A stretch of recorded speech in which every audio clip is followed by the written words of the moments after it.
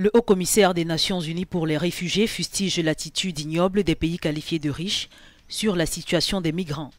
Selon Filippo Grandi, bon nombre de gouvernements ignorent qu'ils ont le devoir d'aider les personnes fuyant la guerre ou la persécution.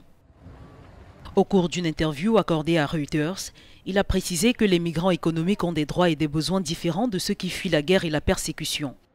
Une classification très souvent méconnue ou confuse pour le public qui les considère comme une menace.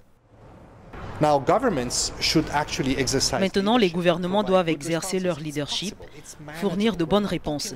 C'est possible et c'est gérable. Nous ne parlons pas du nombre en masse vers les pays riches. Bien au contraire, les gouvernements ont projeté une image d'urgence. Et malheureusement, de nombreux dirigeants politiques en ont profité pour obtenir des voix et installer la peur, dans le seul but de construire leur base électorale, et je pense que c'est méprisable et irresponsable. Certains pays plus pauvres comme le Bangladesh sont allés au-delà de leurs obligations internationales en acceptant un grand nombre de réfugiés alors que ces pays riches d'Europe ont refusé.